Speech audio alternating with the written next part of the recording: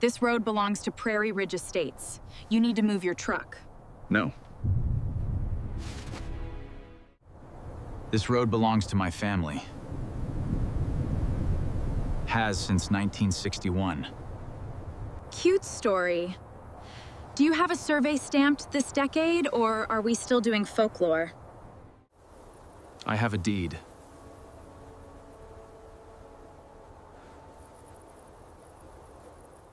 A deed for a cow path. Look at you. Manure on your boots, rust on your gate. You're an inconvenience, not a landowner. Ma'am, there's 90 families behind you who need this road, same as I do. 90 families who pay HOA dues that fund the attorney who's about to bury you. She had the sign printed before the survey results came back.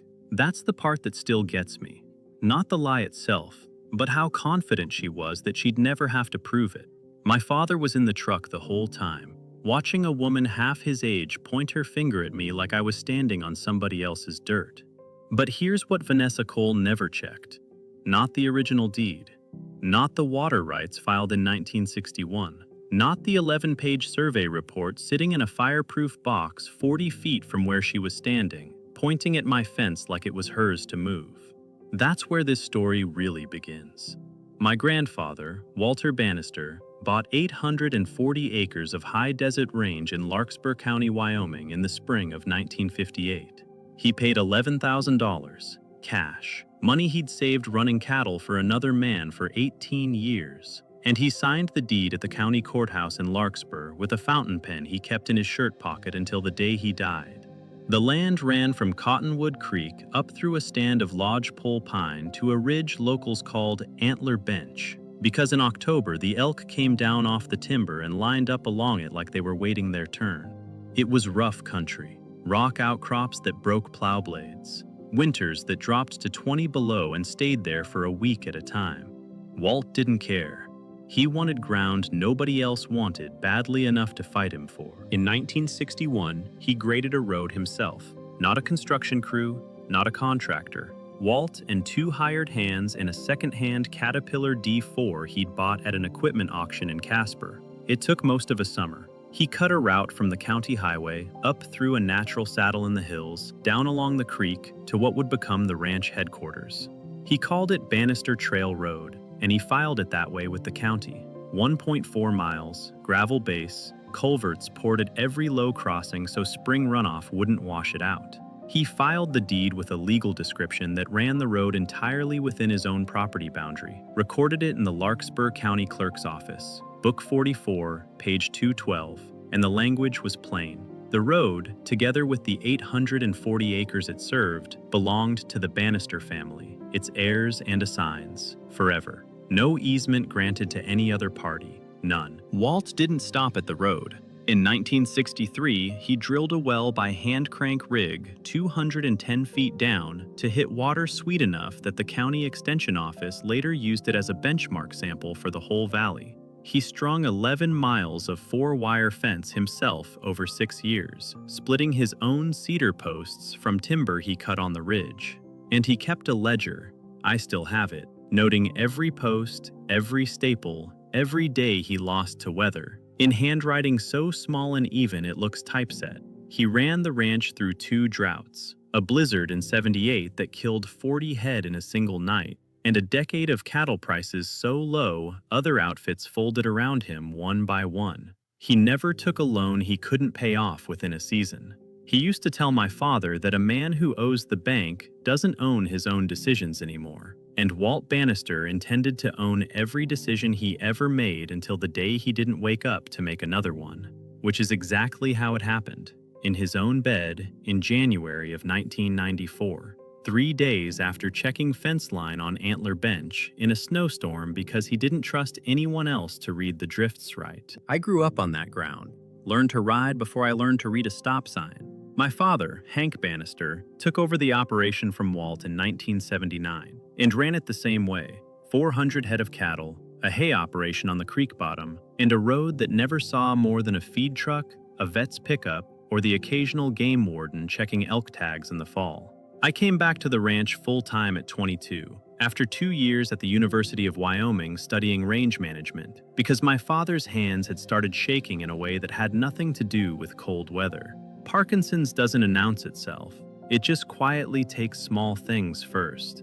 A coffee cup that used to sit steady in his hand started rattling against the saucer. He'd forget which gate he'd already checked and check it twice. By the time he told me what the neurologist in Casper had said, he'd already been compensating for a year, working twice as hard to hide it. Because a rancher who can't trust his own hands is a rancher who's afraid people will start deciding things for him. I moved back permanently that October. I wasn't running from anything. I was running toward the one thing that still made sense to him. The smell of hay dust, the sound of the creek in spring, the shape of antler bench against the sky at sunset. That land wasn't nostalgia for my father. It was the last thing that still felt like his. We built a routine around what his hands could still do. Mornings, he'd sit on the tailgate and count cattle while I checked water troughs, because counting was something his mind still did perfectly, even on days his fingers couldn't manage a shirt button. Afternoons, if the weather held, he'd ride the four-wheeler out to Antler Bench alone, slow, careful, and sit there for an hour, doing nothing anyone could name, just looking at ground his own father had cleared with a rented bulldozer 6 decades earlier. I never asked what he thought about up there. Some things a son doesn't need explained.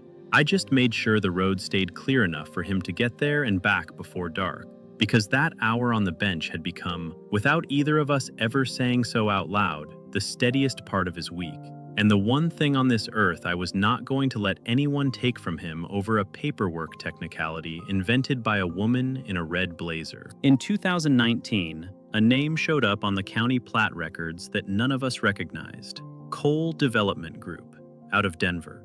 They'd bought 410 acres directly east of us from the Pruitt family, old neighbors who'd finally sold out after Ed Pruitt's knees gave up on him. Marcus Cole, the developer, was a compact man in his 40s who wore a quarter-zip pullover even in August and talked about view-shed corridors and amenity-forward design like they meant something. His wife, Vanessa Cole, 35, always in a red blazer no matter the season, ran the marketing side of the company and, once the first phase of homes sold, appointed herself president of the Homeowners Association before the ink on the covenants was dry. Prairie Ridge Estates broke ground that winter. 90 single-family homes, 3 amenity packages, a community equestrian trail that existed only in a rendering nobody ever built. Here's the problem nobody in Prairie Ridge Estates knew about when they signed their purchase contracts. The only road grade gentle enough to reach the development crossed directly through the saddle my grandfather had cut in 1961. To the east, Cole's own parcel dropped off in a series of shale cliffs above Cottonwood Creek. Nothing buildable, nothing drivable. To the north, a game and fish easement blocked any county-approved crossing. There was exactly one way in and out of Prairie Ridge Estates that didn't require blasting a new road through solid rock, at a cost that would have erased the entire project's margin. That way was Bannister Trail Road, my road. Marcus Cole's surveyor, a man named Denny Hollis, working out of a 2-person firm in Sheridan, produced a plat in early 2020 that showed the access road as a shared community easement, origin unlisted, width 40 feet, running through what the plat labeled as Parcel C, HOA Common Area. There was no such parcel. There never had been. I didn't learn any of this until much later, but I want you to sit with that detail for a second, because everything that follows sits on top of it. 90 families bought homes believing they had a legal right to a road that, according to the recorded deed in Larkspur County Book 44, page 212, was never theirs to use. The first letter came in March of last year. HOA letterhead, Prairie Ridge Estates Community Association, signed by Vanessa Cole, president. It informed me that Bannister Trail Road had been designated a shared access easement per the recorded development plat, and that as a neighboring property owner, I was expected to maintain my portion in a manner consistent with community standards, which apparently meant repainting my own cattle guard and removing a stock trailer I'd parked beside my own barn for 11 years. I read it twice, laughed once, and put it in a drawer. That was, in hindsight, generous of me. Silence to Vanessa Cole sounded like agreement. She'd spend the next 8 months mistaking my patience for surrender. Let me tell you about Vanessa, because you need to understand the shape of her before the rest of this makes sense.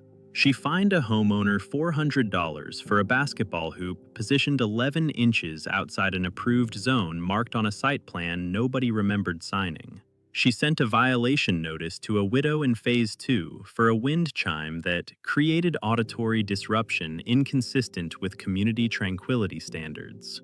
She drove a white Range Rover with a Prairie Ridge Estates decal on the back window and carried a clipboard everywhere, including, I am told, to her own daughter's soccer games. She governed 90 homes like a woman who'd been handed a kingdom and intended to make up for every year nobody had listened to her before. She kept a laminated color swatch of approved exterior paint tones in her Range Rover's glove box, and once made a family repaint a front door because the shade of gray photographed cooler than the sample under afternoon light.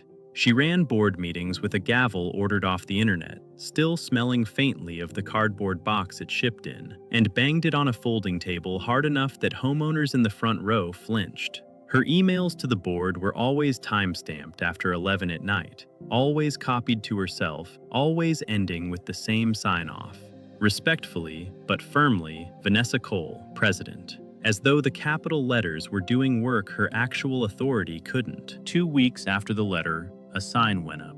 Not handwritten, powder-coated aluminum bolted to 2 steel posts, sunk in concrete, planted 18 feet inside my fence line, at the exact spot where the road curved down toward the creek. Prairie Ridge Estates, private community access, unauthorized vehicles subject to towing. My father and I found it on a Tuesday morning, hauling a round bale out to the winter pasture. He got out of the truck slower than he used to, walked up to the sign, and put his hand flat against the cold metal like he was checking whether it was real. "Dad," he said, using his own father's old habit of narrating out loud when something didn't sit right with him, "that wasn't there yesterday." I told him it wouldn't be there long. I didn't know yet how long it would actually take to be right about that. I photographed the sign from 4 angles: the posts, the fresh-turned dirt around the concrete footings, and the GPS coordinates on my phone, and saved everything into a folder labeled Cole. That folder would end up holding more documents than I ever expected a road dispute to generate. That afternoon, I drove to the Prairie Ridge sales office, where Vanessa sat behind a glass desk with a diffuser going and motivational signage on the wall that said, "Community is a choice." I asked her, plainly, where the recorded easement was that gave the HOA any claim to my road. She told me the association had relied on the developer's representations, and that questioning it was, in her words, not a good use of anyone's time. I asked for the document number. She told me that information was under legal review. There is no legal review for a document that doesn't exist. I know that now. I suspected it then.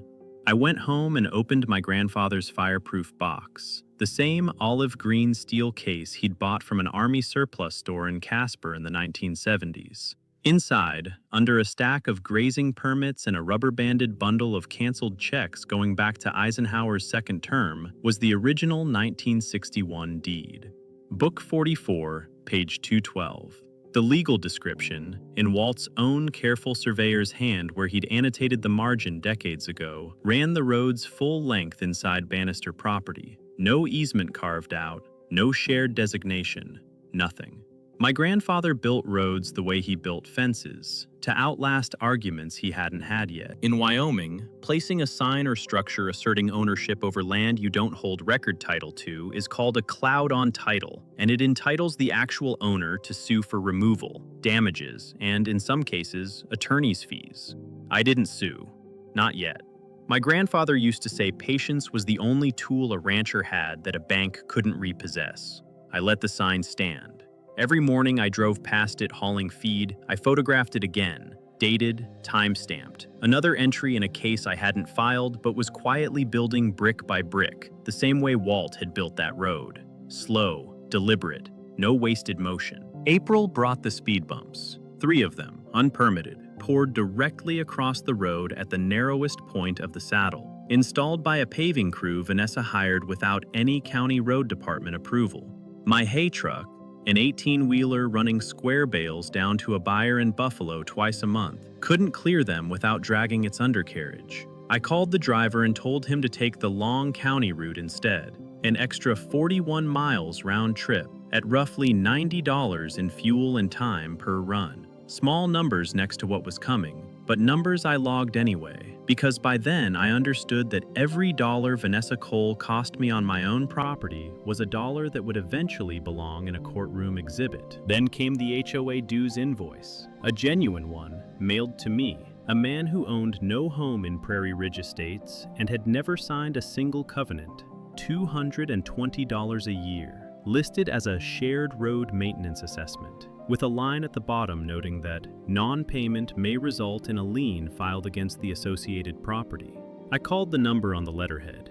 A woman I'd later learn was Vanessa's part-time assistant told me the board had voted to extend dues to all parties utilizing the shared easement, a category that, again, existed only in a document nobody could produce. I did not pay it. I photographed it. 90 homes at $220 a year for road maintenance on a road the HOA had no legal claim to is $19,800 annually, collected for years on someone else's dirt, funding upkeep on a road my grandfather graded with his own equipment 60 years earlier. May brought the smear campaign, and I want to be precise about how petty and how effective it was at the same time, because those two things aren't contradictions. They're a strategy. Vanessa posted in the Prairie Ridge Estates private Facebook group, informing 90 households that a hostile adjacent landowner was attempting to extort the community over shared infrastructure and may pose a safety concern to children walking to the bus stop. She told one homeowner I'd threatened her with a firearm. I own 3 rifles, all locked in a gun safe bolted to my mudroom floor, none of which had left that safe in over a year. She told another family I'd damaged their landscaping, which turned out to be a raccoon. By June, homeowners I'd never met were slowing their cars to stare at my fence line, like I was a roadside attraction in a story they'd been told about a dangerous man. My father asked me one evening, sitting on the porch with his hands folded tight to keep the tremor still, why people who'd never met me hated me already. I didn't have a clean answer. The honest one, that Vanessa needed a villain to keep 90 households from asking why their dues kept climbing, felt too complicated for a man whose good days were getting harder to predict. The blockade came on a Thursday in July, and this is the part I still can't tell without my voice doing something I don't like. My father had a bad morning, a fall in the bathroom. Nothing broken, but enough that I called for an ambulance out of an abundance of caution. Because with Parkinson's, you don't take chances with a fall you didn't see happen. The ambulance came up the county highway, turned onto Bannister Trail Road, and stopped dead at a construction barricade Vanessa's crew had erected the day before for drainage improvements nobody in the county road department had permitted. The paramedics had to back out, backtrack 4 miles, and come in on a rutted BLM access track that added 11 minutes to the response time.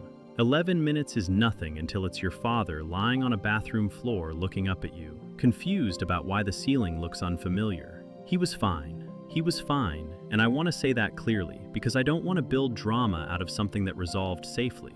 But I stood in that hallway afterward and felt something shift in me that had nothing to do with property lines anymore. This wasn't about a road. It was about a woman with a clipboard deciding my father's safety was an acceptable delay in her drainage schedule. I called the Larkspur County Sheriff's Office that same week and filed an incident report. Deputy Roy Whitfield, a man who'd grown up 2 ranches over and bought his first saddle from my grandfather, drove out, looked at the illegal barricade, radioed the county clerk, and confirmed within 6 minutes that Bannister Trail Road carried no recorded HOA easement whatsoever. "Ma'am," he told Vanessa Cole, standing in her own driveway with her arms crossed, "this barricade's coming down today, or the county's citing you for obstruction of a private right-of-way." She had it removed within the hour. She did not apologize. She filed a police report of her own 2 days later, alleging I'd threatened her verbally during the removal. I hadn't said a word to her that day. Deputy Whitfield's own report noted as much.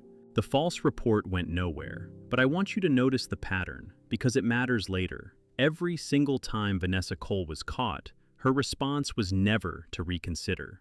It was to escalate and misdirect, fast, like a woman who'd never once in her life had to sit in the consequences of being wrong. 2 weeks after the blockade, a Larkspur County code enforcement officer showed up at my gate holding a complaint form. Someone had filed an anonymous report alleging I was operating an unpermitted commercial trucking business out of a residential agricultural property. A strange accusation for a ranch that had been running feed trucks and stock trailers since before the county even had a code enforcement department. The officer, a tired man named Gary Pruitt, who'd clearly driven out to more nuisance complaints that summer than he cared to count, walked the property for 20 minutes, looked at my barn, my equipment shed, and my one aging flatbed truck, and wrote "Unfounded" across the form in blue ink before he left. On his way back to his truck, he paused and said, not unkindly, "This is the third complaint about this address this year. All anonymous, all nothing." He couldn't tell me who filed them. He didn't have to. Some conclusions don't require a signature. But here's the thing about trail cameras. They don't take days off, and they don't care whose vehicle rolls past at 5 in the morning. Camera 2, mounted on the fence post nearest the county highway turnoff, had already caught something 2 weeks earlier that I hadn't gotten around to reviewing until that same week. Vanessa Cole's white Range Rover, idling at the turnoff at 5:52 a.m., parked for 11 minutes before pulling away. The same week the first code complaint had been filed. I couldn't prove she'd filed it. I could prove she'd been sitting at my gate at dawn for reasons she never once explained to anyone, including, as it turned out later, her own husband. August is when everything turned. A storm system dropped 3.5 inches of rain on Larkspur County in 11 hours, the kind of cloudburst that turns a dry wash into a river in 20 minutes. Cottonwood Creek jumped its banks, and the runoff carved a new channel straight through the saddle where Bannister Trail Road crossed, undermining one of Vanessa's illegal speed bumps and washing out nearly 2 feet of roadbed along the eastern shoulder. When I went out the next morning to assess the damage, I found something the water had uncovered that hadn't seen daylight in over 60 years, an original 1961 survey monument. A brass cap set in a concrete post, exactly where my grandfather's deed said the property corner should sit. It was 11 feet inside what Vanessa's plat called Parcel C, 11 feet that proved, in a way no lawyer could argue around, that the boundary Denny Hollis had drawn for Coal Development Group in 2020 was not an honest mistake made in a hurry. It was drawn to erase a corner that had been sitting in the ground the entire time, waiting for a flood to prove it right. I called a licensed surveyor out of Sheridan named Tessa Okafor, paid her out of pocket, and had her run a full boundary resurvey using the original 1961 meets and bounds description alongside modern GPS equipment. Her report, stamped with her license number and admissible in any Wyoming court, confirmed it, in language with no room for interpretation. Bannister Trail Road, in its entirety, sat within the recorded boundary of the Bannister property. There was no shared easement. There never had been one. Prairie Ridge Estate's sole legal access to the county highway ran, every foot of it, through land my family had owned since 1958. That night, I sat at my grandfather's old roll-top desk with Tessa's report in front of me and did the math slowly, the way he taught me to do anything important. Twice. On paper, no shortcuts. 90 homes, 1 road, no easement. I wasn't looking at a fence dispute anymore. I was looking at the only key to 90 families' front doors, and it had been sitting in my name the entire time. I drove to Larkspur the next morning and hired Arnett Cho, a real estate attorney with an office above the old hardware store, a man who kept a signed Chuck Yeager photo on his wall and answered his own phone. He read Tessa's survey, my grandfather's original deed, the fraudulent 2020 plat, and the HOA's dues invoices twice through without saying a word. The way a good lawyer reads, not for the story, but for the gaps between what was claimed and what was true. Then he set his glasses down and said, "Colt, they've been running a 90-house subdivision on a road they never owned, and they've been billing you for the privilege of using it. Here's what Wyoming law says about that. Trespass and continuing encroachment for the illegal signage, barricades, and infrastructure. Slander of title for publicly asserting ownership of land they had no recorded claim to.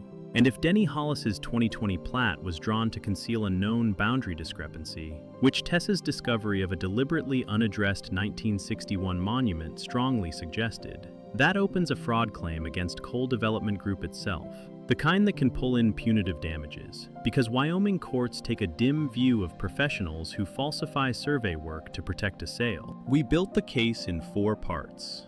First, documentation.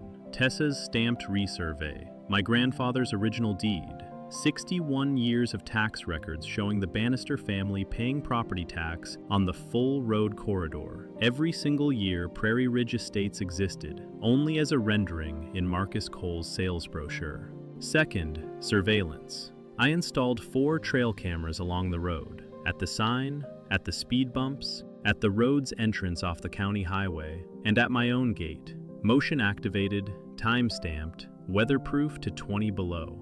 Third, allies. And this is where the story cracked wide open, because a woman named Priya Shah, who'd worked as Cole Development Group's project manager until she quit in frustration 8 months earlier, reached out to me after hearing about the flood-exposed monument through a mutual acquaintance in Sheridan. Priya still had her old work email archive. In it were 3 messages from Marcus Cole to Denny Hollis, dated February 2020, instructing the surveyor to resolve the Bannister boundary question quietly on the plat and avoid triggering a title dispute before Phase 1 closes.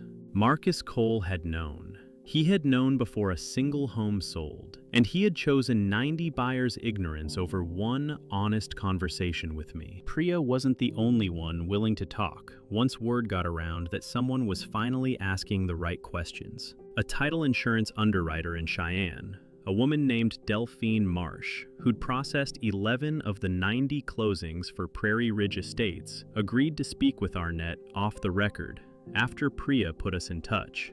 Delphine told him that Cole Development's closing packages had listed the road access as unencumbered common area per developer plat on every title commitment she'd processed, language her own underwriting notes had flagged twice as unusual, both times overridden by a rush directive from Marcus Cole's office to close on schedule. 2 flagged files, both overridden, both proceeding to closing anyway. That was one more thread pulling the same fraud tighter. Arnett did the math on a legal pad the way he liked to, twice, no shortcuts. 90 closings, average sale price $430,000, every single one resting on a title commitment that misrepresented the one thing every buyer needed most and thought least about, whether they could actually get to their own front door. If the fraud claim held, and Arnett was confident it would, the exposure to Cole Development Group ran well past the illegal road assessments alone and into the tens of millions in potential rescission and damages across the full subdivision. The pile of evidence, as Arnett put it, was approaching structural significance of its own. Fourth was the press. I called Casey Voss, a reporter at the Larkspur County Gazette, who'd covered water rights disputes for a decade and had the kind of patience that made people trust her with documents they wouldn't hand a stranger. I asked her 3 questions before I told her anything else. Can you verify a licensed survey independent of mine? Yes. Can you request Cole Development's plat filings through a public records request? Yes. Will you be at the HOA's annual meeting in 6 weeks if I ask you to? She said she wouldn't miss it for anything. Word travels in a subdivision run by a woman who monitors a private Facebook group like a border checkpoint. Vanessa found out I was stirring something up, her words, relayed to me secondhand by a homeowner in Phase 3, who'd quietly started asking his own questions after his HOA dues jumped again in September, this time for a legal contingency fund. She called an emergency board meeting, sent an email blast at 9:40 on a Tuesday night with the subject line, "Protecting our community from outside threats." I was the outside threat. A family that had owned the ground under her development for 60 years longer than her company had existed was, in her framing, external. 90 households were invited to that annual meeting in the Prairie Ridge Estates clubhouse in late September, and 83 showed up, more than the room was built to hold. Fold-out chairs lined 3 walls. Vanessa stood at the front in her red blazer, a slide deck behind her titled Community Strength and Shared Future, a stock photo of a handshake on the title slide. She opened with 12 minutes on landscaping contracts and a new pickleball court before pivoting to an ongoing legal matter regarding a hostile neighboring landowner without using my name.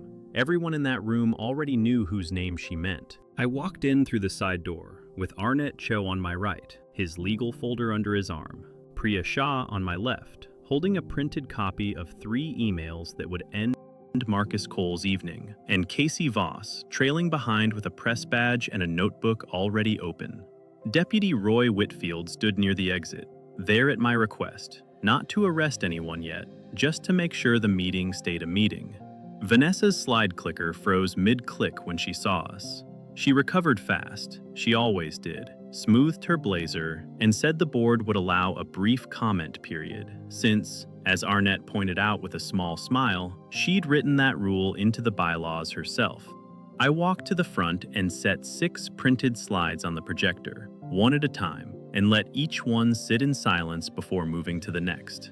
"My name is Colt Bannister," I said. "My family has owned the road under your subdivision since 1958. I'm here to show you what's actually been done with your money, and with mine." The first slide was the 1961 deed, Book 44, page 212. Bannister Trail Road, recorded fully within our boundary, my grandfather's careful margin notes still legible in the scan. Someone in the 3rd row said, out loud, "That's dated before my parents were born." The second slide was the 2020 Cole Development Plat, showing the same road relabeled Parcel C, HOA Common Area. No recorded instrument cited anywhere on the page, a blank space where a deed number should have been, and 83 people staring at a blank space that had apparently been enough to close 90 sales. The third slide was Tessa Okafor's stamped resurvey, GPS confirmed. The 1961 brass monument sitting exactly where the original deed placed it, 11 feet inside Cole's claimed parcel. A photograph of the actual brass cap,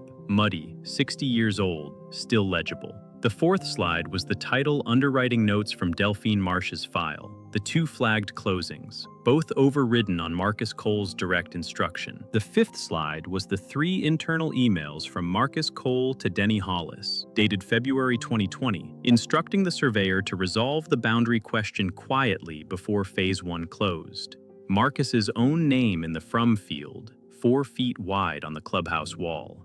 And the sixth slide was simply a number, white text on black, $211,600. 2 years of illegal road assessments and legal contingency fees, billed to 90 homeowners for a road the HOA never owned, alongside 11 months of harassment, false signage, illegal barricades, and 1 obstructed ambulance response to my father's home. I let that number sit on the wall for a full 10 seconds without saying anything else. 10 seconds is a long time in a silent room. Nobody coughed, nobody reached for their phone. The room went the kind of quiet that isn't peaceful.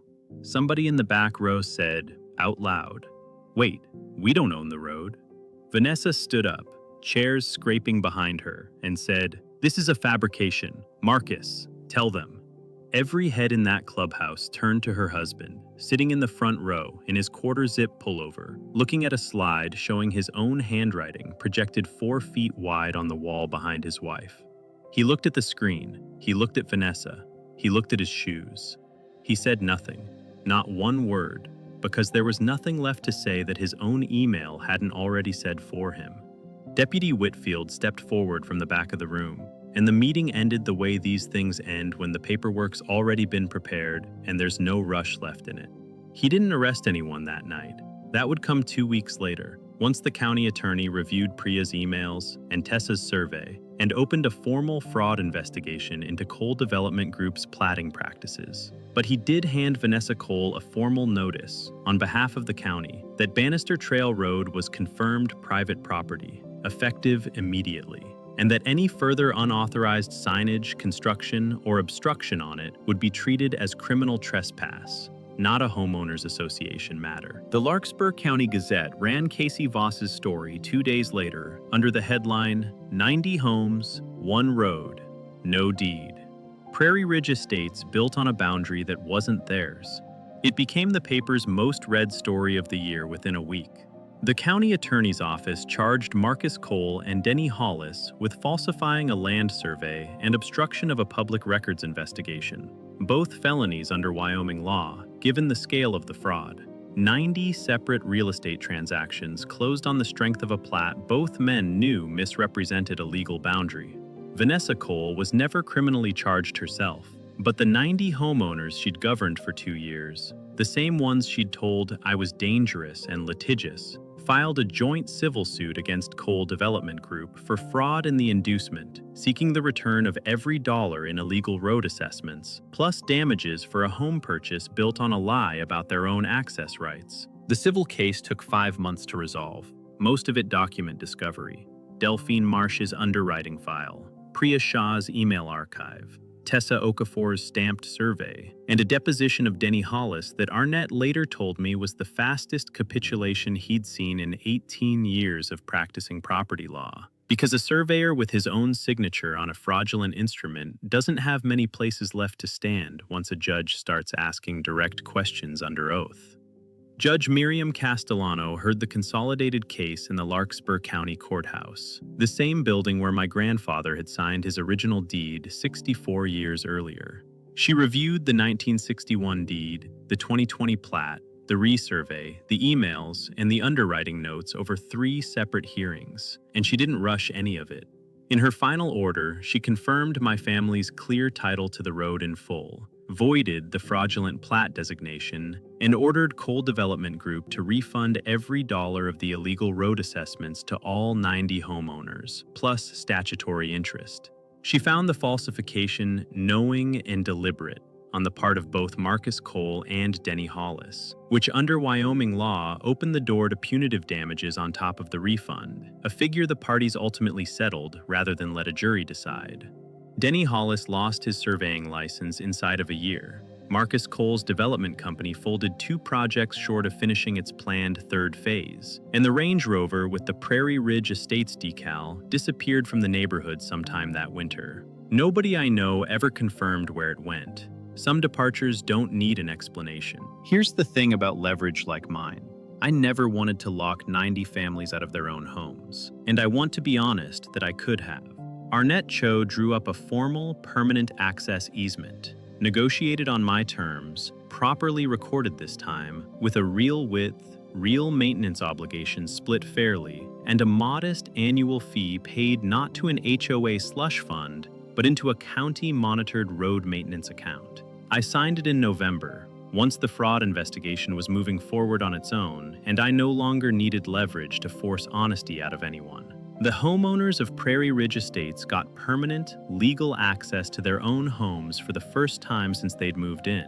Vanessa Cole was voted out of the HOA presidency in a unanimous emergency vote 3 weeks after that meeting, replaced by a retired school teacher named Ruth Okafor, no relation to Tessa, just a coincidence Larkspur County still talks about, who ran her first meeting in under 40 minutes and apologized on behalf of the board to every family who'd paid an illegal assessment. My father was in the truck again, the day the new easement sign went up. A modest, honest one this time, county approved, listing the actual legal right-of-way width and nothing else. He read it slowly, the way he reads everything now, taking his time with words the way his hands take time with a coffee cup. "Colt," he said, "your grandfather would have liked that better than the fight." I told him I agreed, but that Walt would have liked the fight too, a little, because he never once in his life let anybody move a fence post that wasn't theirs to move. The idea came from my father, in one of those quiet moments that catch you off guard because his good days had gotten rarer by then. We were sitting on the tailgate one evening in October, watching the light go copper over Antler Bench, and he said, out of nowhere, "Your grandfather never built anything just to keep people off it. He built things so people could get somewhere." I sat with that for a few days before I understood what he was actually telling me to do. Last month, I opened up 40 acres along Cottonwood Creek, land my grandfather never developed, too rocky for hay, too steep for good grazing, as a shared public access point for fishing and hiking, open to Prairie Ridge Estates residents and anyone else in Larkspur County. Free, No permit required, no HOA dues attached to a single square foot of it. I named it the Walt Bannister Public Access, and had the sign hand-routed by a woodworker in Larkspur rather than powder-coated aluminum, because some things deserve to look like they were made by a person instead of a company. My father helped me post the signs himself, slower than he used to move, steadier than I expected. Ruth Okafor brought a group of Prairie Ridge kids out for the opening, and I watched a 9-year-old girl catch her first rainbow trout off the same gravel bar my own father taught me to cast from 30 years earlier. It wasn't reconciliation exactly. Ruth Okafor and I still argue about fence maintenance schedules sometimes. But it was something closer to what my grandfather actually built that road for in the first place. Not a wall, not a weapon, just a way for people to get where they're going without anyone else deciding they don't belong there. If you've ever had a neighbor, an HOA, or a developer try to convince you that your own land wasn't really yours, drop your story in the comments. I'd bet the ranch mine isn't the only one out there.